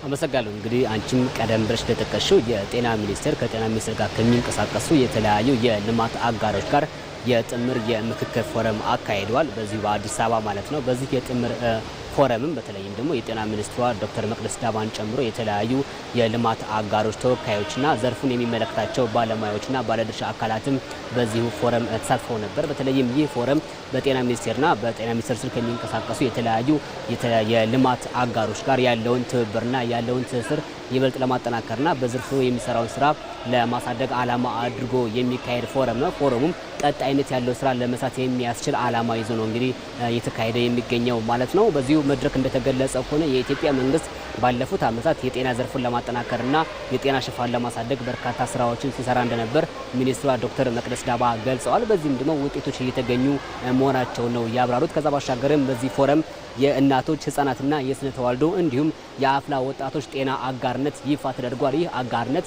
በመንግስትና በልማት አጋሮች መካከል ያለውን የፋይናንስ ትስስርና የፋይናንስ አቅርቦትን ለማጠናከር ዓላማ ያደረገ ነው። በተለይም በዘርፉ የሚሰራውን ስራ ይበልጥ ለመደገፍና ይበልጥ ለማጠናከር የሚሰራውን ስራ ማለት ነው የፋይናንስ አቅርቦትን ለማጠናከር ዓላማ ያደረገ ነው። በዚህም የልማት አጋሮች ለዘርፉ የሚሰጡትን የፋይናንስ አቅርቦት ይበልጥ ለማሳደግ ከዛ ባሻገርም መንግስት የሚሰራውን የፋይናንስ አቅርቦት ይበልጥ ለማጠናከር ዓላማ ያደረገ ነው። በዚሁ አጋርነት ምክንያትም አጠቃላይ ወደ 167 ሚሊዮን የአሜሪካን ዶላር ለመሰብሰብ እስካሁን ስራዎች እየተሰሩ ነው የሚገኙት። ወደ 135.5 ሚሊዮን የሚሆን ዶላር እስካሁን ተሰብስቧል ተብሏል። 30 ሚሊዮን የሚሆነው ደግሞ በሂደት ላይ እንደሚገኝ የተገለጸው። በተለይም ደግሞ ለዚህ አጋርነት የሚያስፈልገው ወደ 275 ሚሊዮን ዶላር ከመሆኑ ጋር ተያይዞ አሁንም የሚሰራው ስራ ሊጠናከር እንደሚገባ ነው የተገለጸው። በተለይም የእናቶች የህፃናትና የአፍላ ወጣቶችን ጤንነት ለማረጋገጥ የጤና ሚኒስቴር ቁርጠኛ ሆኖ እየሰራና ለዚህም ደግሞ የመንግስት ብቻውን ተሳትፎ በቂ ካለመሆኑ ጋር ተያይዞ የልማት አጋሮች ያላቸው ሚና የላቀ ከመሆኑ ጋር ተያይዞ ማለት ነው የሚሰራው ስራ እንዲጠናከር አሁንም ስራዎች ሊሰሩ እንደሚገባና የጤና ሚኒስቴርም ከተለያዩ በኢትዮጵያ ከሚንቀሳቀሱ የልማት አጋሮች ጋር ያለውን ትስስር ይበልጥ አጠናክሮ እንደሚቀጥልና ይህ ደግሞ የጤና ሽፋኑን ለማሳደግ የጤና ስርዓቱን ጤናማና ጠንካራ እንዲሆን ለማስቻል ከፍተኛ አስተዋጽኦና ከፍተኛ አበርክቶ ያለው መሆኑን ጋር ተያይዞ የሚሰራው ስራ በቀጣይም እንደሚጠናከር ሚኒስትሯ አንስተው ነበር። የዛሬ ፎረምም በጤና ሚኒስቴርና በልማት አጋሮች መካከል ያለውን የትብብርና በጋራ የመስራትን ስራ ይበልጥ የሚያሳድግ መሆኑን አንስተዋል ማለት ነው። በተለይም የሚሰበሰበው የፋይናንስ አቅርቦት ጤናማና በተጠያቂነት ላይ የሰፈነበት አኳኋን ተግባራዊ እንዲሆን ለማስቻል ፎረሙ ከፍተኛ አስተዋጽኦ እንዳለው ጠቅሷል ማለት ነው። ይህ ፎረም በተለይም ደግሞ በኢትዮጵያ የጤና ስርዓት ላይ ከፍተኛ አስተዋጽኦ እንደሚኖረው ዛሬ በነበረው ፎረም ተጠቅሰዋል። አባዲ ስለ መረጃዎቹ እናመሰግናለን። መልካም ጊዜ። የአማራና የአፋር ህዝቦች ወንድማማችነትን በማጠናከር ለአካባቢው ሰላም በጋራ ሊሰራ እንደሚገባ ተገለጸ። የሁለቱ ክልሎች አጎራባች አካባቢዎች ሰላም ላይ ያተኮረ የምክክር መድረክ በኮምቦልቻ ከተማ እየተካሄደ ነው። በመድረኩ የሁለቱ ክልሎች የሰላምና ጸጥታ ቢሮ ኃላፊዎች፣ የሀገር ሽማግሌዎች፣ የሃይማኖት አባቶችና የህብረተሰብ ተወካዮች የተገኙበት ስለመሆኑም ተገልጿል። በዚህ ጉዳይ ላይ ባልደረባችን ራሄል ፍሬው ተከታዩን ዘገባ አድርሳናለች። አመሰግናለሁ። በኮምቦልቻ ከተማ እየተካሄደ የሚገኘው የአማራና የአፋር ህዝቦች የሰላም መድረክ እንግዲህ የክልሉ ከፍተኛ የጸጥታ የስራ ኃላፊዎች የሁለቱም ክልሎች ማለትም የአፋር ክልል የጸጥታ ኃላፊዎች እንዲሁም የፖሊስ እና ሌሎች የጸጥታ ዘርፎች የስራ ኃላፊዎች የአማራ ክልል ሰላምና ጸጥታ ቢሮ ኃላፊን ጨምሮ የክልሉ ፖሊስ ኮሚሽን የስራ ኃላፊዎች እንዲሁም ደግሞ በየደረጃው ያሉ የማህበረሰብ ክፍሎች የሃይማኖት አባቶች እና የሀገር ሽማግሌዎች የተገኙበት ነው። እንግዲህ ሁለቱ ህዝቦች በተለይ በአጎራባች ዞኖችና ወረዳዎች ማህበረሰቡ ያለውን ቁርኝት ለማሳደግ ብሎም ደግሞ ለሰላም በጋራ የሚሰሩበትን ሁኔታ ለመፍጠር የተዘጋጀ መድረክ መሆኑ በመድረኩ ላይ ተገልጿል። የክልሉ ሰላምና ጸጥታ ቢሮ ኃላፊ ዶክተር እሸቱ የሱፍ በመድረኩ እንኳን ደህና መጣችሁ ንግግር በማድረግ በተለይም ደግሞ ሁለቱ ህዝቦች ታሪካዊ የሆነ ግንኙነታቸውን ለአብነት አንስተዋል። ይህ ታሪካዊ የሆነ ግንኙነትና ወንድማማችነት ተጠናክሮ እንዲቀጥል በተለይ ደግሞ የሰላም ጠንቆች በአካባቢያቸው የሚፈጠሩ ከልቅ ግጦሽ ጋር ተያይዞ እንዲሁም ከውሃ አጠቃቀም ጋር እና ሌሎች የሰላሙን መታወክ የሚፈልጉ የሰላሙን መታወክ ምቹ የሚሆንላቸው በአካባቢው የሚንቀሳቀሱ ጽንፈኛ አካላትን ለመታገል ለመዋጋት ለመከላከል በጋራ የሚሰሩበት ሁኔታ ለመፍጠር ያለመ መሆኑ ተገልጿል። ለዚህም እንግዲህ የሀገር ሽማግሌዎች እና የሃይማኖት አባቶች በተለይ የሁለቱ ህዝቦች የችግር መፍቻ የግጭት መፍቻ ባህላዊ እሴቶችን በማዳበርና በጋራ በመጠቀም ግጭቶች በሚፈጠሩበት ጊዜ ማስተዳደር መፍታት እንዲቻል በጋራ ሊሰሩ ይገባል ተብሏል። የሀገር ሽማግሌዎችና የሃይማኖት አባቶች ማህበረሰቡ በስፋት የሚያደምጣቸው በአጎራባች ወረዳው ደግሞ በጋራ በቅርበት የሚሰሩ እንደመሆኑ ለዚህ አካባቢ ሰላም ትልቅ ሚና እንዳላቸው ተነስቷል። የአማራና የአፋር ክልል ከፍተኛ የስራ ኃላፊዎችም በተቋም ደረጃ የተደራጀ በተለይ ደግሞ ሰላም ላይ ትኩረቱን አድርገው በመስራት በኩል በቅርበት እየሰሩ እንደሚገኙ ነው የተገለጸው።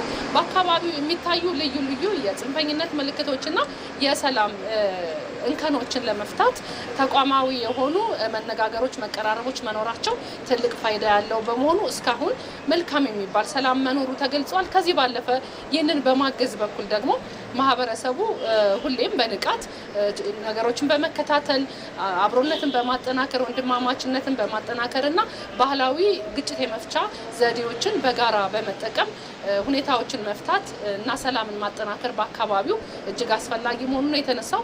ሌሎች እንግዲህ የተሳታፊዎችን ብሎም ደግሞ በመድረኩ የተላለፉ ተጨማሪ መልእክቶችን በዜና ሰዓት ይዤ እመለሳለሁ። አመሰግናለሁ። ራይል ፍሬው ለመረጃዎቿ እናመሰግናለን። ዘገባዎቻችን አሁንም ይቀጥላሉ። በአዲስ አበባ ከሚከሰቱ የትራፊክ አደጋ ምክንያቶች ውስጥ ከፍጥነት በላይ ማሽከርከር ቀዳሚ መንስኤ ስለመሆኑ ተጠቆመ። በከተማዋ ባለፈው ዓመት ብቻ ከ400 በላይ ዜጎች በትራፊክ አደጋ ጉዳት እንደደረሰባቸው የአዲስ አበባ ከተማ ትራፊክ ማኔጅመንት ባለስልጣን አስታውቋል። ሪፖርተራችን መሀሪ አለሙ በጥቁር አንበሳ ስፔሻላይዝድ ሆስፒታል የሚገኙ የትራፊክ ተጎጂዎችን አነጋግሮ ተከታዩን ዘገባ አሰናድቷል።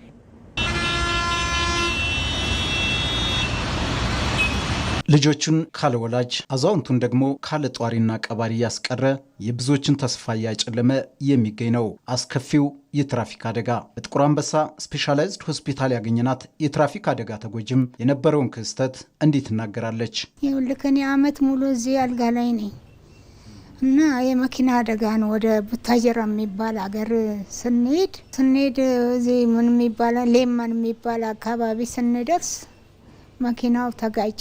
ራሳችን አናቅም። እንደዚህ ግልብጥ ብሎ ነው እንትኑ ራሱ መኪናው ጎማው ስለጋ ነው። አልጋ እንዲህ ብየሳይ ጎማው ቆሟል። እግሬ ተቀንጥሷል። በል ይሄ እዚህ ጋር ዳሌ ማቀፍ የሚባለው እሱ አሁን እንትን ተሰብሯል አጥንቱ። ተጎጂዋ የደረሰባትን የጉዳት መጠን የሚገልጹት ደግሞ የጥቁር አንበሳ ስፔሻላይዝድ ሆስፒታል የአጥንት ሕክምና ክፍል አስተባባሪ የሆኑት ዶክተር ብዙአየሁ ሃማኑ ናቸው። የእሳቸው ጉዳት በጣም ከፍተኛ ሊባል የሚችል ጉዳት ነው። በወቅቱ የተደረገላቸው ሕክምና መጀመሪያ ህይወታቸውን ለማስቀጠል እንዲችሉና እግራቸው ላይ የነበረው አጥንታቸውን ስብራቱን መጀመሪያ ላይ የመጀመሪያ እርዳታ ህክምና ተደረገላቸው። መገጣጠሚያውን እሱን ከጥቅም ውጭ ስለሆነ ውስጥ ላይ ያለው ነገር ተስተካክሎ የታችኛው መገጣጠሚያ እንዲገጥም ነው የተደረገላቸው በብረት። አሁን ሌላው በሹፌርነት ሙያ የተሰማራውና በማሽከርከር ላይ ያለ አደጋ ያጋጠመው ተጎጂም እንዲህ ይናገራል። አዳማ ላይ ነው ወደ ታች ወደ ወለንጭቲ መስመር እየወጣው ወደ ኩርፋም የሚባል አካባቢ ላይ ተቃራኒ መንገድ የመጣ የጫን መኪና ነው አደጋው የደረሰብኝ ማለት ነው። ግራ እግሬን ስብራትና ትንሽ ጉዳት አጋጥሞኛል ማለት ነው። ረጋ ብዬ ነው በቃ ሁለተኛ ማርሽ ምናምን ላይ ነው ያለው። ያኛው ግን የሚነዳ ንዳድ አይደለም። ከተማ ውስጥ በተለይ መኪና እንደዚህ አይነዳ። ስቃዩ የሚመጣው እዚሁ አሽከርካሪው ላይ ነው። ሌላም ሰው ቢጎዳ እሱም ቢጎዳ ዞሮ ወዲያው ለራሱ ነው የሚመጣው። ስለዚህ ያንን ነው ጥንቃቄ ምንጊዜም የትኛውም አሽከርካሪ ግዴለሽ አለመሆን አለበት ነው የምለው። ትራፊክ አደጋ በተለያዩ ምክንያቶች የሚከሰት ሲሆን ከፍጥነት በላይ ማሽከርከር ቀዳሚ መንስኤ መሆኑን ነው የአዲስ አበባ ትራፊክ ማኔጅመንት ባለስልጣን አስጠናሁት ባለው ጥናት የሚገልጸው። የባለፈውን ዓመት መረጃ ወስደን የምናይ ከሆነ 411 የሚደርሱ ወገኖቻችን በዚህ ከተማ ውስጥ በትራፊክ አደጋ ምክንያት ህይወታቸውን አጥተዋል። እዚህ ከተማ ውስጥ አዲስ አበባ ዩኒቨርሲቲና ጆን ሆፕኪንስ ዩኒቨርሲቲ በጋራ በመሆን በገለልተኛ አካል ጥናት ለማስጠናት ሞክረናል እና በከተማ ውስጥ 42 በመቶ የሚደርሱ አሽከርካሪዎች ከፍጥነት ወሰን በላይ ነው የሚያሽከረክሩት። ስለዚህ የዚህ ማሳያ ደግሞ ለአደጋዎችንም ወስደን ስናይ ከሱ ጋር በቀጥታ ግንኙነት ያለው እንደሆነ ያሳያል ማለት ነው። ስለዚህ እዚህ ላይ መሰረት አድርጎ የት አካባቢዎች ናቸው በፍጥነት ወሰን በላይ እየተሽከረከሩ ያለባቸው ቦታዎች የሚለውን በመለየት ጥብቅ የሆነ ቁጥጥር ስራ የማድረግ ስራ ይጠይቃል ማለት ነው። እሱ እየተሰራ ያለበት ሁኔታ አለ። አጠናክሮ መቀጠል ያስፈልጋል ማለት ነው። ሁለተኛው በተለይ በምሽቱ ክፍለ ጊዜ አልኮል ጠጥተው የሚያሽከረክሩ አሽከርካሪዎች ናቸው ማለት ነው። አዲስ አበባ ትራፊክ ማኔጅመንት ባለስልጣን ከባለድርሻዎቹ ጋር በመሆን ከሰሞኑ የትራፊክ ተጎጂዎች ቀንን በተለያዩ ዝግጅቶች አስቦ ውሏል። አሁን ወደ ውጭ ዜናችን እናልፋለን። ከአሜሪካው ፕሬዝዳንት ዶናልድ ትራምፕ ጥሪ በኋላ በዩክሬን ጉዳይ ላይ የተጠናከረ ሰላምን የማስፈን ስራ መቀጠሉን የአውሮፓ መሪዎች ተናገሩ። የአውሮፓ መሪዎቹ ከፕሬዝዳንት ዶናልድ ትራምፕ ጋር የስልክ ውይይት ካደረጉ በኋላ የሩሲያና የዩክሬን ጦርነትን ለማቆም በወጣው እቅድ ላይ የተጠናከረ ስራ ለመስራት ቁርጠኛ ስለመሆናቸው ገልጸዋል። በጉዳዩ ላይ እድሉ ፈቀደ ተጨማሪ ዘገባ አለው። የአሜሪካው ፕሬዚዳንት ዶናልድ ትራምፕ በሩሲያና ዩክሬን የጦርነትና ሰላም አማራጭ ጉዳይ የአውሮፓ ሀገራት መሪዎች ደካማ በማለት የወቀሱበትና ዋሽንግተን ለዩክሬን የምታደርገውን ድጋፍ ልትቀንስ እንደምትችል መናገራቸውን ተከትለው በበርካቶች ዘንድ ውዝግብ አስነስቶ እንደነበር ይታወቃል። ሆኖም ከአሜሪካው ፕሬዚዳንት ዶናልድ ትራምፕ ጥሪ በኋላ በዩክሬን ጉዳይ ላይ የተጠናከረ ሰላምን የማስፈን ስራ መቀጠሉን የአውሮፓ መሪዎች በመናገር ላይ ናቸው። የአውሮፓ መሪዎች ከፕሬዚዳንት ዶናልድ ትራምፕ ጋር በጋራ የስልክ ውይይት ካደረጉ በኋላ በአሜሪካ የሚመራው የሩሲያና የዩክሬን ጦርነት ለማቆም ባወጣው እቅድ ላይ የተጠናከረ ስራ ለመስራት እቅድ መያዛቸው ተገልጿል። ሶስቱ የአውሮፓ መሪዎች ከአሜሪካው ፕሬዚዳንት ዶናልድ ትራምፕ ጋር ካደረጉት የስልክ ውይይት በኋላ ተመሳሳይ መግለጫዎችን ማውጣት መጀመራቸውን ቢቢሲ ይዞት በወጣው መረጃ ጠቅሰዋል። መሪዎቹ ለሀገራቱ ፍትሐዊና ዘላቂ ሰላም ለማምጣትና ጦርነት እንዲቆም የሚያደርጉትን ጥረት በደስታ ተቀብለው በአሜሪካ መሪነት እየተካሄደ ባለው የሰላም ድርድር ላይ በቅርቡ መወያየታቸው የሚታወስ ነው። የእንግሊዝ፣ የፈረንሳይና የጀርመን መሪዎች በዚህ ወሳኝ ወቅት ለዩክሬንና ሕዝቧ ሰላም በጋራ እንሰራለን ሲሉ ተደምጠዋል። የአሜሪካው ፕሬዚዳንት ዶናልድ ትራምፕ በበኩላቸው በዩክሬን ጉዳይ በስፋት ተወያይተናል፣ አንዳንድ አለመግባባቶች ቢኖሩም የተሻለ ነገር ለማምጣት እየጣሩ መሆናቸውን ነው የተናገሩት። ሶስቱ የአውሮፓ መሪዎች ከዶናልድ ትራምፕ ጋር ካደረጉት የስልክ ውይይት በኋላ ብዙም ሳይቆዩ ተመሳሳይ መግለጫዎችን ማውጣት መጀመራቸውም ታውቋል። መሪዎቹ ለዩክሬን ፍትሐዊና ዘላቂ ሰላም ለማምጣትና ጦርነት እንዲቆም የሚያደርጉትን ጥረት በደስታ ተቀብለው በአሜሪካ መሪነት እየተካሄደ ባለው የሰላም ድርድር ላይ በቅርቡ መወያየታቸው የሚታወቅ ነው። በሀገራቱ ሰላም እቅድ ላይ የተጠናከረ ስራ እንደቀጠለ ሲሆን በመጪዎቹ ቀናትም ተጠናክሮ እንደሚቀጥልና የተጀመረው የሰላም አማራጭ መንገድ ተጨባጭ ለውጥ ማምጣት እንደሚችል በርካቶች እያመኑበትም ይገኛሉ። በሌላ በኩል ከአውሮፓ ሀገራት የመጡ የብሔራዊ ደህንነት አማካሪዎች ከዩክሬን ባለስልጣናት ጋር በመደበኛነት እየተገናኙ መሆናቸውን በርካታ የመገናኛ ብዙሃን በመናገር ላይ ናቸው። በሀገራቱ ሰላምን ለማስፈን የተጀመሩ ውይይቶች ስምምነት ላይ ለማድረስ አሜሪካ ከሞስኮ ጋር ተጨማሪ ውይይት ታስተናግዳለች ተብሎም ይጠበቃል። የአሜሪካው ፕሬዚዳንት ዶናልድ ትራምፕ በነጩ ቤተ መንግስት ባደረጉት የስልክ ንግግር ጠንከር ያለ አቋም በመያዝ በሀገራቱ መካከል ሰላምን ለማስፈን ቁርጠኛ መሆናቸውን አምነዋል። ምናልባትም ከፊታችን ቅዳሜና እሁድ ምሽት ዋሽንግተንና ኪየቭን የሚያካትቱ ተጨማሪ ስብሰባዎችን ለማድረግ ከአውሮፓ መሪዎች ሀሳብ ጋር ለመስማማት ገና አልወሰንም፣ ጊዜ ማባከንም አንፈልግም ብለዋል ዶናልድ ትራምፕ። ቀደም ሲል የዩክሬኑ ፕሬዚዳንት ቮሎዲሚር ዜሌንስኪ በማህበራዊ ትስስር ገጻቸው ላይ እንዳሰፈሩት ጦርነቱን እንዴት ማቆም እንደሚቻል ባለ 20 ነጥብ ሰነድ በቅርብ ጊዜ ውስጥ ከፕሬዚዳንት ዶናልድ ትራምፕ ቡድንና ከአውሮፓ አጋሮች ጋር በጋራ ከሰራ ነው በኋላ ይፋ እንደሚያደርጉም አስታውቀዋል። የአሜሪካው ፕሬዚዳንት ዶናልድ ትራምፕ በበኩላቸው ኪየቭ ግዛቷን ለሞስኮ አሳልፋ እንድትሰጥና ባይሆን ዜሌንስኪ ጦርነቱን በማቆም የሰላም ስምምነት እንዲስማማ ከዶናልድ ትራምፕ ግፊት እየጨመረ መሆኑን በርካታ የመገናኛ ብዙሃን በመዘገብ ላይ ናቸው። ዜሌንስኪ ይህንን ለማድረግ እምቢ ማለታቸው የሚታወቅ ሲሆን በምትኩ ግን አፋጣኝ የተኩስ ማቆምና ለወደፊት በማንኛውም ስፍራ ለኪየቭ የደህንነት ዋስትና እንደሚፈልጉም ተናግረዋል። ዩክሬን ወደፊት በሩሲያ ለሚደርስባት ጥቃት እንድትጋለጥ የሚደረገውን ስምምነት አሜሪካ እንዳትደግፍ የአውሮፓ አጋሮቹን ግፊት ሲያደርጉ መቆየታቸውም የሚታወቅ ነው። ባሳለፍነው ሳምንት ፑቲን የዩክሬን ወታደሮች ከዩክሬን ምስራቃዊ ዶንባስ ግዛት ሙሉ በሙሉ ለቀው እንዲወጡ ደጋግሞ ማስጠንቀቃቸው የሚታወስ ሲሆን አለበለዚያ ሩሲያ ጦርነቱን ለማቆም የሚደረገውን ማንኛውም ስምምነት ውድቅ አደርጋለሁ ማለቷ አይዘነጋም። ወደ ስፖርት ዘገባችን አለፍን። በአውሮፓ ሻምፒየንስ ሊግ የስድስተኛ ዙር ጨዋታ ወደ ስፔን ተጉዞ ሪያል ማድሪድን የገጠመው ማንቸስተር ሲቲ 2-1 አሸንፏል። ውጤቱን ተከትሎ አሰልጣኝ ዣቢ አሎንሶ ስራውን ሊያጣ እንደሚችልም እየተነገረ ነው የሚገኘው። ይበልጣል ሰውነት የአውሮፓ ቻምፒየንስ ሊግ የስድስተኛ ዙር የመጨረሻ ጨዋታዎች ትላንት ምሽት ሲከናወኑ የተሻለ ትኩረትን አግኝቶ የነበረው የሪያል ማድሪድ እና የማንቸስተር ሲቲ ግንኙነት በእንግዳው የፔፕ ጋርዲዮላ ቡድን 2-1 አሸናፊነት ተጠናቋል። በሁሉም ውድድሮች የውጤት ቀውስ የገጠመው አሰልጣኝ ጃቢ አሎንሶ ይበልጥ ጫና ውስጥ ያስገባውን አስከፊ ምሽት አሳልፏል። ቡድኑ በሮድሪጎ ጎዝ የ28ኛ ደቂቃ ጎል ቀድሞ መምራት ቢችልም ውጤቱን አስጠብቆ ለመውጣት ተስኖታል። ኒኮ ሪሊ በ35ኛው ደቂቃ በጨዋታና አርሊንግ ብራውት ሃላንድ በ43ኛው ደቂቃ ከፍጹም ቅጣት ምት ያስቆጠሯቸው ግቦች እንግዳውን የፔፕ ጋርዲዮላን ቡድን አሸናፊ አድርገዋል። ሪያል ማድሪድ ያለ የውድድሩ ከፍተኛ ግብ አስቆጣሪ ክሊያን ምባፔ መጫወቱ ዋጋ አስከፍሎታል። በያዝነው የውድድር ዓመት በ21 ጨዋታዎች 25 ግቦችን ያስቆጠረው ምባፔ በላሊጋው በሴልታ ቪጎ 2-0 በተሸነፉበት ጨዋታ የጣት መሰበር ጉዳት ካጋጠመው በኋላ በወሳኙ የምሽቱ ግጥሚያ ተጠባባቂ ወንበር ላይ ለማሳለፍ ተገዷል። ማድሪድ በጋለ ተነሳሽነት ጨዋታው እንደመጀመሩ ማንቸስተር ሲቲ በመጀመሪያ 30 ደቂቃዎች በእጅጉ ተፈትኗል። ጨዋታው በጀመረ በሁለተኛው ደቂቃ ማቲያስ ኑኔዝ የፍጹም ቅጣት ምት ሳጥኑ ጠርዝ ላይ ቪኒሲየስ ጁኒየርን ጠልፎ ጥሎት ማድሪድ የፍጹም ቅጣት ምት አግኝቶ ነበር። ይሁንና በቪዲዮ በታገዘ ዳኝነት ውሳኔ ከሳጥን ውጭ የተሰራ ጥፋት በሚል ወደ ቅጣት ምት ተቀይሯል። የፌዴሪኮ ቫልቨርዲ ቅጣት ምት ተጨርፎ ኳስ ቪኒሲየስ ጁኒየር እግር ላይ ብትደርስም ብራዚላዊው እድሉን ሳይጠቀምበት ቀርቷል። ይህች ቅጽበት የጨዋታውን መልክ ሙሉ በሙሉ የመቀየር ኃይል ነበራት። ማንቸስተር ሲቲ በጊዜ ከተደረጉበት አስደንጋጭ ሙከራዎች በኋላ ኳስን ተቆጣጥሮ መጫወትን የሙጢ ማለት መርጧል።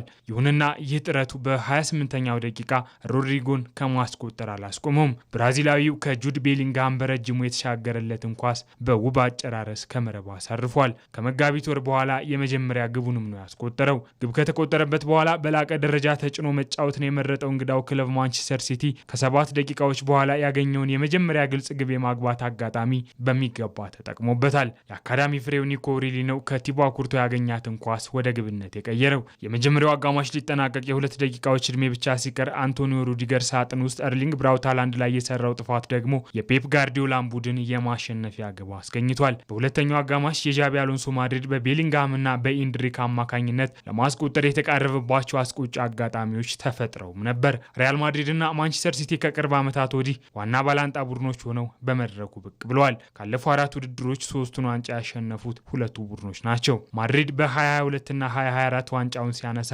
በመንገዱ ማንቸስተር ሲቲን ጥሎ በማለፍ ነበር። ማንቸስተር ሲቲ በበኩሉ በ2023 የመድረኩን ክብር ያሳካው በግማሽ ፍጻሜው ሪያል ማድሪድን ካሸነፈ በኋላ ነበር።